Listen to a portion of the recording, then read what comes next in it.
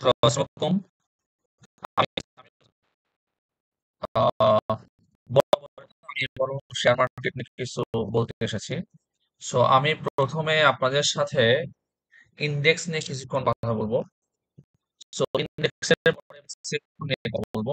Bank সেক্টরের overall movement, momentum, কিছু like গুরুত্বপূর্ণ নিউজ এবং বাংলাদেশ ব্যাংকের যে সাস্টেনেবল ব্যাংক অ্যানালাইসিস, সেই অ্যানালাইসিস সম্পর্কে এই ভিডিওতে কথা বলবো। এবং সব শেষে আমি দুইটা স্টক আমি নাম বলতেছি, প্রথমত এবি, দ্বিতীয়ত ব্রাক। আমি এই দুইটা স্টকের টেকনিক্যাল অ্যান্ড ফান্ডামেন্টাল অ্যানালাইসিস নিয়ে কথা বলবো। আশা করি ভিডিও শেষ পর্যন্ত দেখবেন। এবং আমার মনে হয় যে ভিডিও দেখার পরে আপনাদের ব্যাংক সেক্টর সম্পর্কে একটা ভালো আইডিয়া হবে। এবং যারা শেয়ার মার্কেটে পার্টিসিপেট করেন, তাদের যারা ব্যাংক সেক্টরে ইনভেস্ট করার প্ল্যান করতেছেন, তারা একটা ক্লিয়ার ইন্ডিকেশন পাবেন বা ক্লিয়ার একটা আইডিয়া পাবেন যে ব্যাংক সেক্টরের আসলে ওভারঅল অবস্থা কেমন। ওকে, আমি প্রথমে ইন্ডেক্সটা নিয়ে একটু কথা বলি। সো ইন্ডেক্স যেটা শো করতেছে, যে আমরা গত কিছুদিন থেকে যেটা বলতেছিলাম, যে একটা লং রিসেশনের পরে ইন্ডেক্স ডাউন ট্রেন্ডে চলে আসে। এবং লাইক রিসেশনের কারণে ইন্ডেক্স ডাউন ট্রেন্ডে ছিল, সেটা ৬,৪৭৩ থেকে কমে ৫,০৭৬ বা ৫,০৫০-৫০-এর কাছাকাছি চলে এসেছিল। এবং সেইখান থেকে একটু আপ ট্রেন্ডে গিয়ে আরেকটা মার্কেট কারেকশনে আসে। আসার পরে একটা sudden price like index hike দেখা যায় এবং আবারও কারেকশনের মধ্যে ইন্ডেক্স আছে আর কি। সো এটা হচ্ছে কারেন্ট সিচুয়েশন। সো এই সিচুয়েশনে আমরা আসলে কিভাবে আহ, এটাকে ইন্টারপ্রেট করতে পারি? সাধারণত যারা আমরা টেকনিক্যাল অ্যানালাইসিস বুঝি, তারা আসলে প্রাইস এবং ভলিউমের মুভমেন্ট খেয়াল করে কিছু সার্টেন ধারণা নিয়ে থাকি আর। সো আহ, আগের ট্রেন্ড অনুসারে আগের ট্রেন্ড অনুসারে যেহেতু এখানে লোয়ার একটা লো ছিল, তারপরে বেড়েছে, আবার একটা লোয়ার লো আছে। সো প্রথম লোয়ার লো থেকে সেকেন্ড লোয়ার লো যেহেতু একটু উপরে, এবং তারপরে থার্ড লোয়ার লো আরেকটু উপরে, যদিও এটা এখনো কনফার্ম হয়নি, বাট আমরা ধরে নিচ্ছি। তো পরপর দুইটা যখন লোয়ার লোটা উপরে ফর্ম করেছে, আমরা ধরে নিতে পারি মার্কেটটা আপ ট্রেন্ড কনফার্ম করতেছে। মার্কেটটা আপ ট্রেন্ড কনফার্ম করতেছে, যদিও আরো হয়তো একটা দুইটা মার্কেট সময় লাগতে পারে এইটা আপ ট্রেন্ডটাকে কনফার্ম করতে। বাট রিসেন্ট ভলিউম ইনক্রিজড এবং কিছু কান্ট্রির কিছু নিউজ, এই সব কিছু মিলেই আমরা মার্কেটটাকে আপ ট্রেন্ডে ধরতে পারি। এবং আপনারা জানেন যে রিসেন্টলি বিএসইজেড অথবা বিসেক, Bangladesh securities and exchange commission, কিছু ভালো সিদ্ধান্ত নিচ্ছে, কিছু রিফর্ম করতেছে।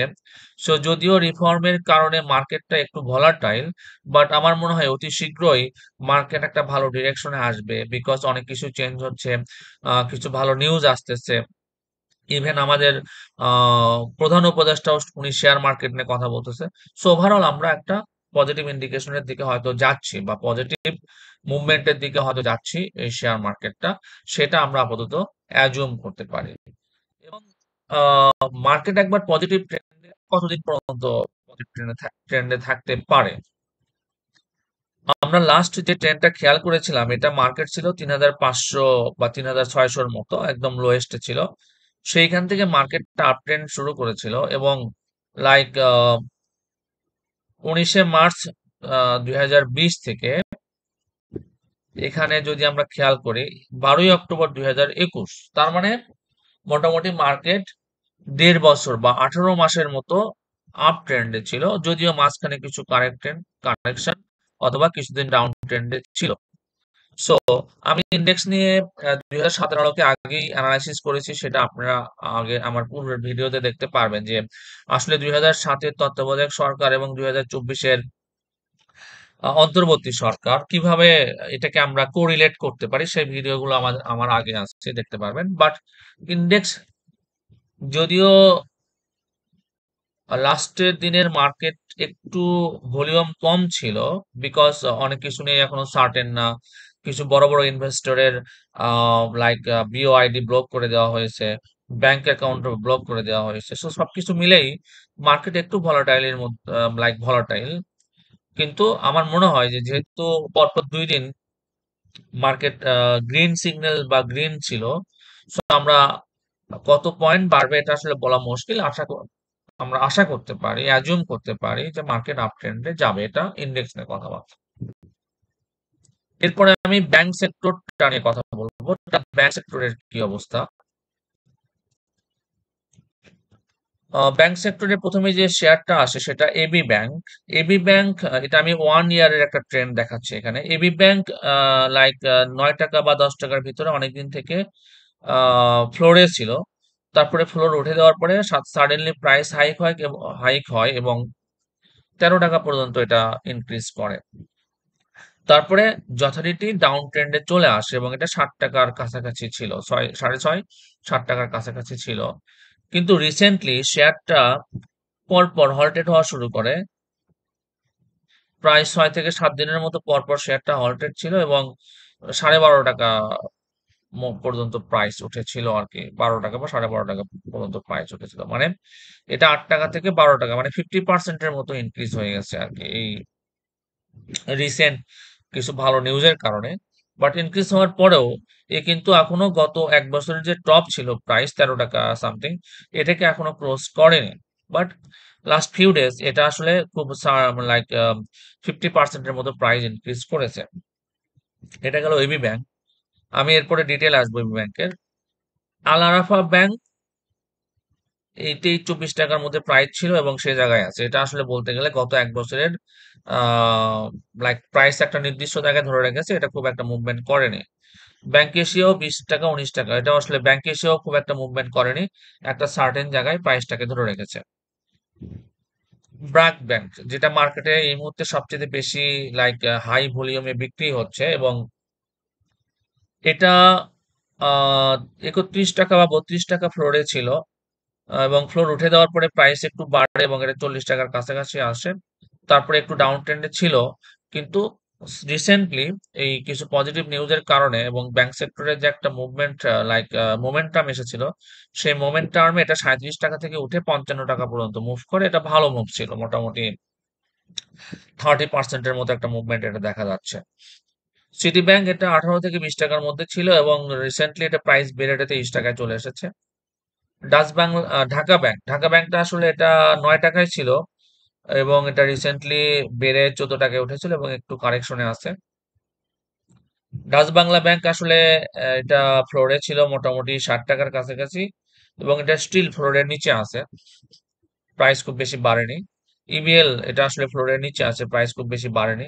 এক্সিম ব্যাংক গত 1 বছরের যে ফ্লোর ছিল, ফ্লোরের এখনো নিচে আছে। ফার্স্ট সিকিউরিটি ব্যাংক, এটা একটু মুভ করার ট্রাই করেছিল, কিন্তু স্টিল গত 1 বছরের যে ফ্লোর প্রাইস ছিল সেটার উপরে আর যায়নি এখনো। জিআইবি, এটাও আসলে ফ্লোরের নিচে আছে। আইসিবিআই ব্যাংক, এটাও ফ্লোরের নিচে আছে।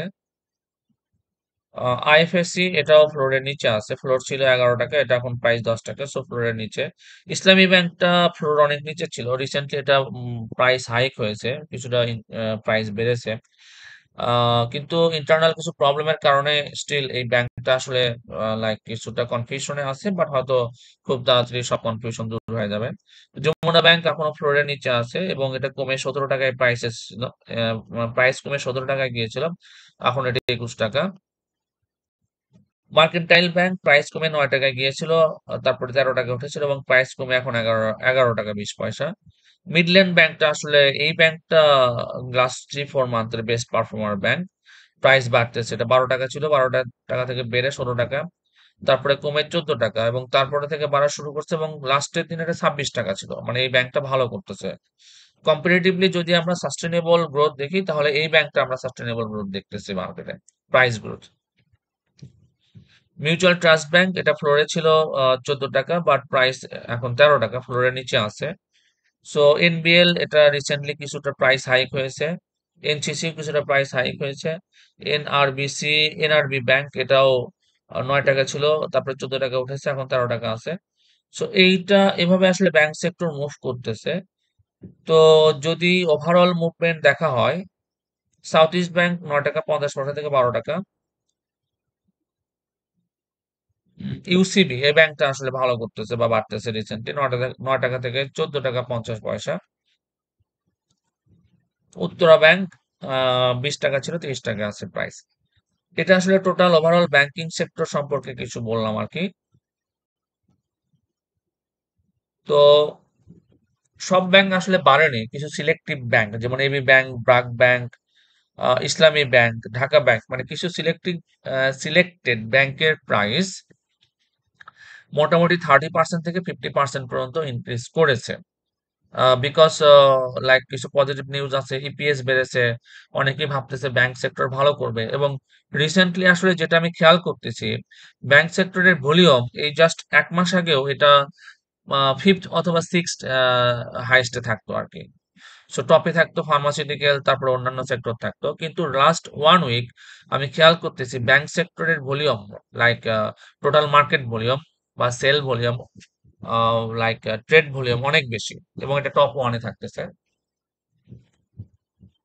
আচ্ছা, এখন আমরা একটু এবি ব্যাংক নিয়ে কথা বলি।